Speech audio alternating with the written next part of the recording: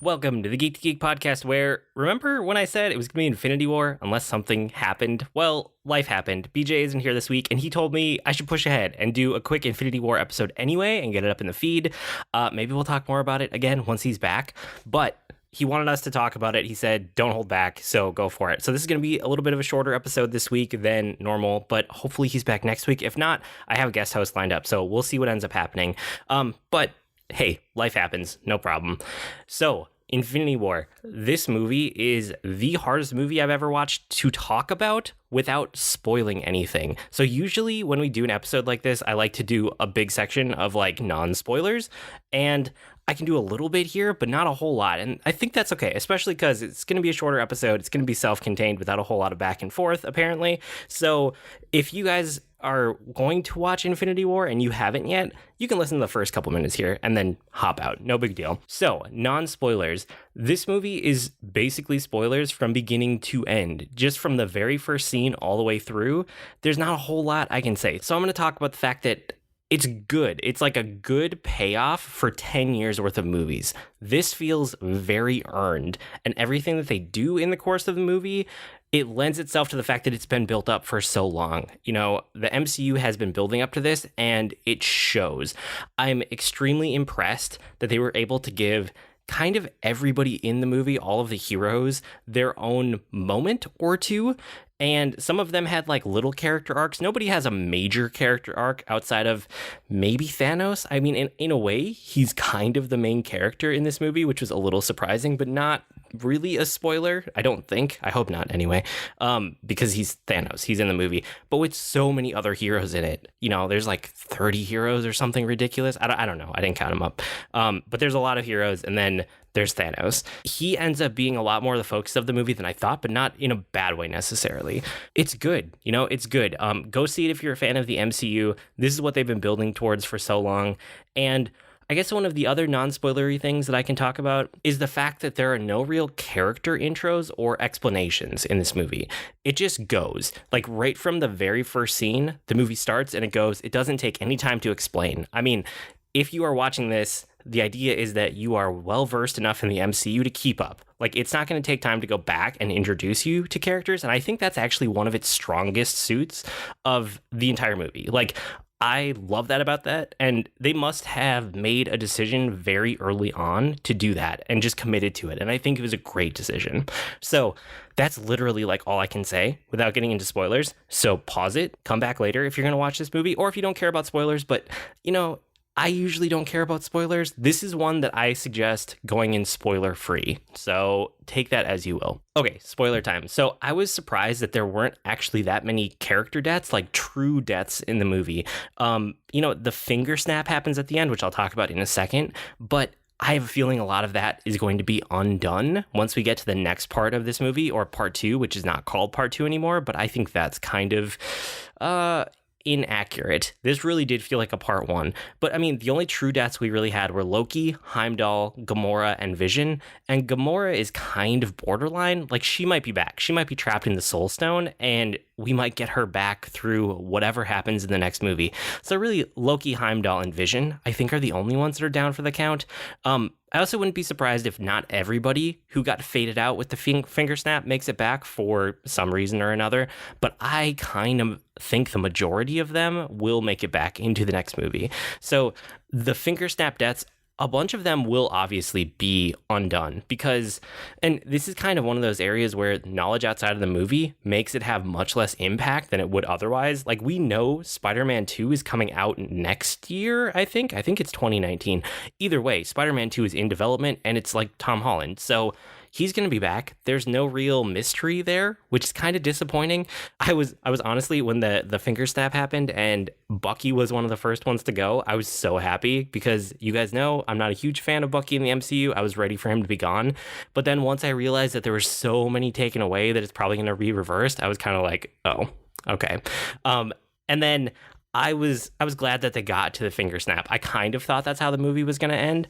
Rob and I had talked about this, Rob from the Comic Box on the network. He said that he thought that it might get to the finger snap, but he was also thinking that maybe the movie would end with Thanos assembling the Infinity Gauntlet, and then that would be the end. But I was really hoping this would be the end, so I'm glad that it turned out the way it did. And like I mentioned, it's kind of obvious to me by the end that this really is part one of a two-part story. It's not a full story. You know, it's a cliffhanger. It's the midway point.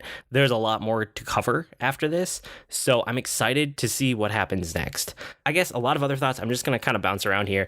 The Black Order, I thought they served a good purpose. If you don't know who they are like the mini-bosses, Thanos' minions, you know, that aren't the low-level minions. They're like the mid guys, so those 4 of them. Just because there's so many heroes in so many different locations, they need something to react to and something to fight. So the Black Order served that purpose well enough. I'm kind of glad they were defeated by the end just to get them out of the way, but they worked for me. I also thought the amount of locations and like the interweaving storylines was super impressive, especially because they all came together towards the end. And maybe I could have put part of this in the spoiler-free section, but like just the fact that the whole movie beginning to end, it started at a pretty fast pace and then it just kind of ramped up all towards the end. Like there was no, I mean, there were pauses, there were slower parts, but not really. I mean, it was pretty nonstop beginning to end, and all of it was leading towards that ending. And just the fact that they all came together in the end was super impressive. I also don't think that this had a traditional 3-act structure. I'm honestly not very good at analyzing that aspect of filmmaking, but it didn't feel like it. It just felt like a constant ramp up, and I like that about it. So there was so much going on. It was nonstop. I feel like I should see it again just for that on its own. But that kind of thing appeals to me. Like that means that this movie is probably going to have more staying power for me than it will other people, just because like that's one of my movie criterias for a movie that I will go back to more often than not, is that it has an unrelenting pace. Like I need that. I don't really like slow movies after the first watch. I did want to talk a little bit about the individual characters that got some sort of arc or like interaction beyond just having a moment or two. So the Bruce Banner and Hulk relationship, I liked that a lot. I mean, Hulk got beaten and maybe he's scared now. Like he's never been defeated. He doesn't really want to come out, and Bruce can't make him come out. It's also interesting to think about the fact that they are really two people now. There's 2 characters in there, and they have some kind of back and forth relationship. I mean, between Thor Ragnarok and this movie, you know, Banner even says something along the lines of like, they have to figure it out. They have to work something out.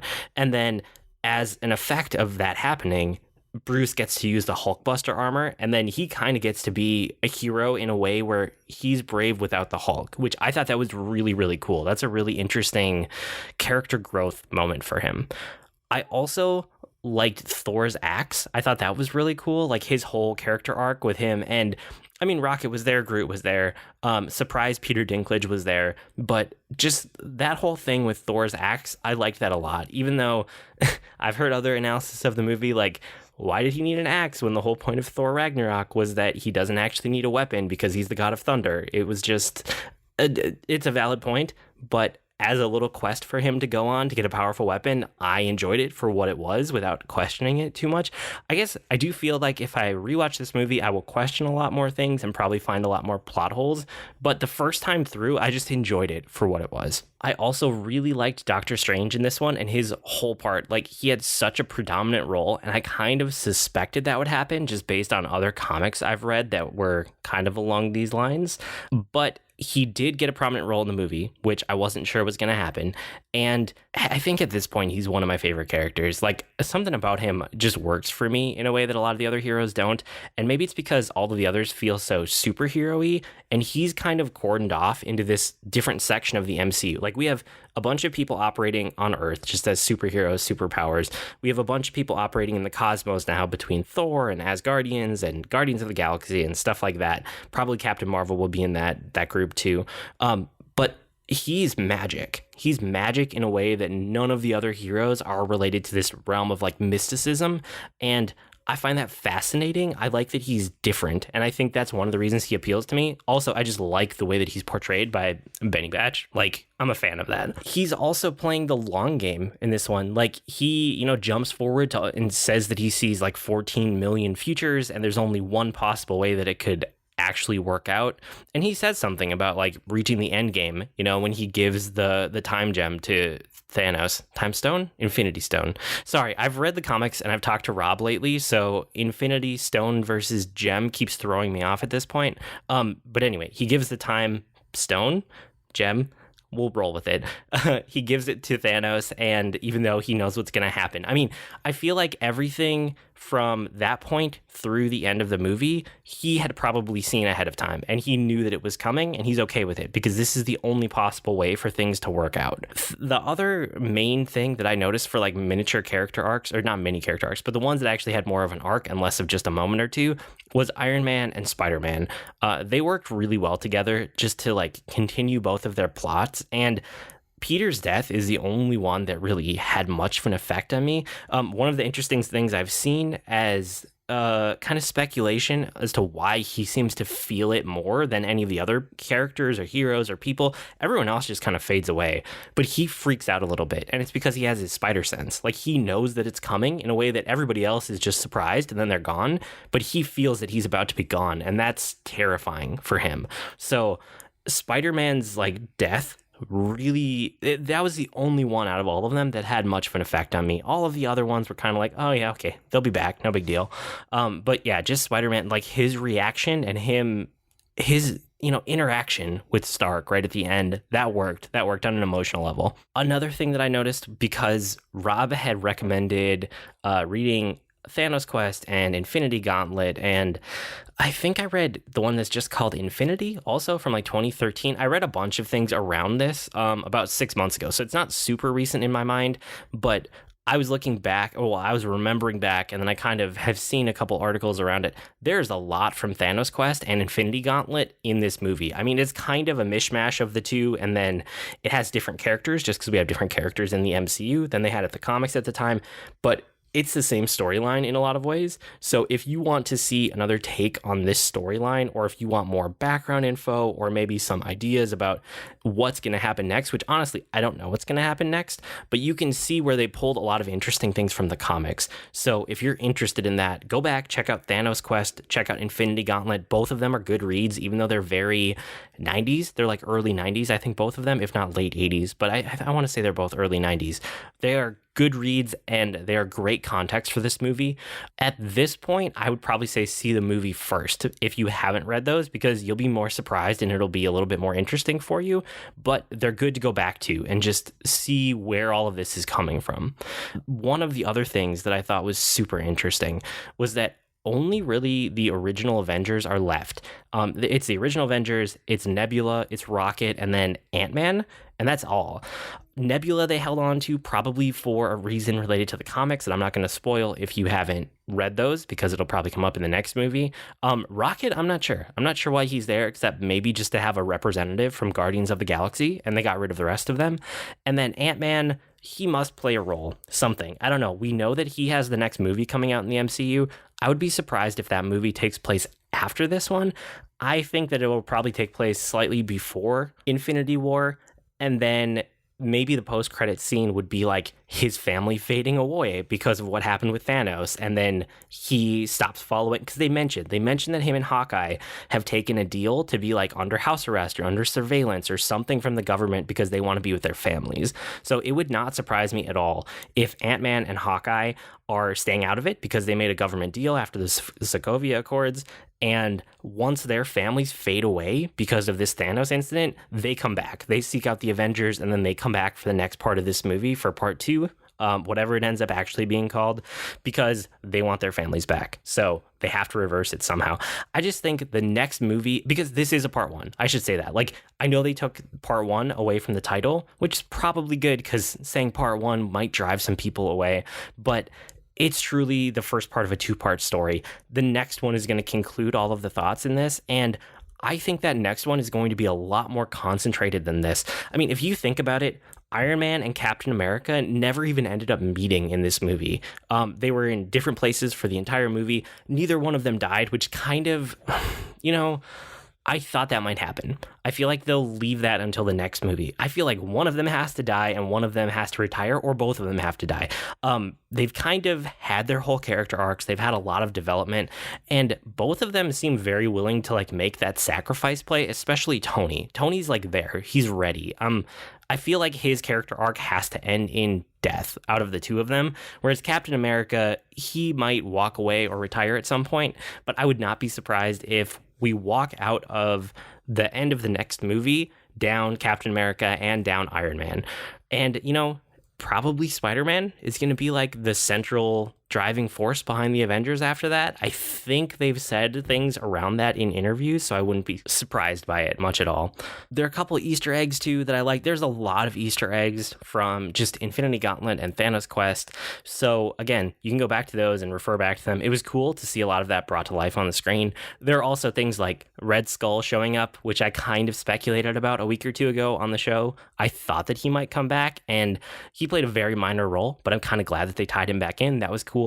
And then Captain Marvel. Like I'm honestly more excited for Captain Marvel after this because they didn't call her in after, well, if you don't know, that she's like the pager at the very end of the movie with Nick Fury as he's fading away. He's like, oh no, code red, we got to call in someone. That's her symbol that comes up, is the Captain Marvel symbol. And they didn't call her in for any of the other things that happened, right? When Loki came to the Earth for the first time with the Chitauri and like attacked New York, they didn't call her. When Ultron showed up, they didn't call her. When all of this stuff with Winter Soldier, with like Captain America, Winter Soldier and Civil War, Civil War is not really like world spanning, but Winter Soldier, they were going to launch all of these giant helicarriers and just kill millions of people. They didn't call her, but now they called her in. So she's out there in space somewhere. I mean, it's a pager, and we know the next movie's made in the 90s. So she probably goes out into space in the 90s and is waiting to be called back for whatever reason. I haven't read a ton of Captain Marvel in the comics. I've read a couple, and I've seen various bits and pieces of like ensemble cast where she's a part of it, but I'm really curious what they're going to do with that movie. If anything, I think I'm more excited for that movie than I am for Ant-Man, which we know is coming up next. So we'll see what happens with that. It is a short episode this week. Like I said, I think those are all of my main thoughts. BJ and I might talk about this once he's back and we can do a little geekery around it. But I wanted to get all that out in the feed because we told you we'd probably talk Infinity War this week. And BJ wanted to make sure we didn't not deliver on that, or we didn't not, you know what I mean. Anyway, there you go. Some Infinity War thoughts. One of the other things I should say, every single other show on the network this week is talking Infinity War. So if you want a little bit more back and forth, a little more perspectives, especially Rob's show, The Comic Box, because he has all of the context that none of the rest of us have. I think all of us have some comic context, but he is the keeper of all that lore in his head. So I just listened to his episode before recording this, and it's good. He did like 2.5 hours worth of talking with Dr. Ray as a guest host, and the episode was great. So go listen to that. Tea Time with Katie and Chelsea. I think they were going to do a deep dive into like the women of the MCU, especially as it related to Infinity War. So I'm super interested to hear that. It's not out yet. Otherwise I would listen to it. And then Geek to Toad with Joe Hogan and Ray. I think they are going to talk about, I don't know, kind of what BJ and I were going to do. So you have a lot of resources on the Geek to Geek Podcast Network. If you haven't listened to them yet, go do that because they're worth your time. That's it for this week. Next week, we'll be back with something. Either I will have a guest host or BJ will be back, and we'll just do kind of a more unstructured episode to catch up because we have a few weeks to catch up on at this point. With that said, you can write to us with comments, suggestions, or feedback. Our email address is geek2geekcast@gmail.com, or reach us on Twitter @geek2geekcast. We also have longer discussion threads on the subreddit at reddit.com/r/geek2geekcast. You can go to slack.geek2geekcast.com to get an invite to our Slack channel where we talk off and on. I don't know. It's fun. It's fun to talk on there. I blog at agreenmushroom.com. You can find me at grnmushroom. That's green mushroom without the E's on Twitter. I've been Void this week solo with your Geek to Geek podcast. That'll do it for this week. See you next week, geeks. Bye.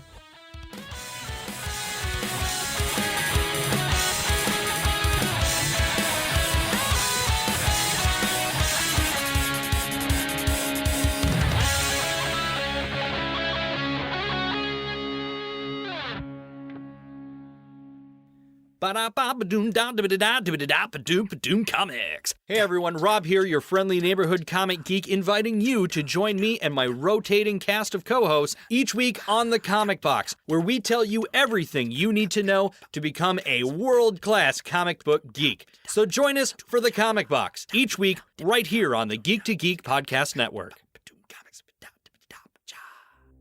Hi everyone, I'm Katie. And I'm Chelsea, and we are the hosts of Tea Time with Katie and Chelsea. We are two best friends who love pop culture and talking about pretty much whatever we want. Katie! Yes? Stop thinking about Zac Efron and tell our future listeners what some of our latest episodes have been about. Well, we've talked about Zac Efron. No, get it together, Katie. Fine. We've talked about fan fiction, classical literature adaptations, favorite TV couples, and so much more. So grab your cup of tea or whatever your drink of choice is and download our podcast today. Hi, my name is Joe Hogan, and I'm a geek. And if you're currently listening to this, there's a good chance you're a geek too. So check out my podcast, Geektitude. Each week, I talk with somebody about their geek aptitude. Sometimes I talk to people in a geeky profession. Sometimes it's someone doing something really cool with their geekiness. Often it's another geeky podcaster. But it's always someone who wants to share their inner geek. So join me each week as we come together to geek out about all the geeky stuff we love. And remember, this week, keep it geek.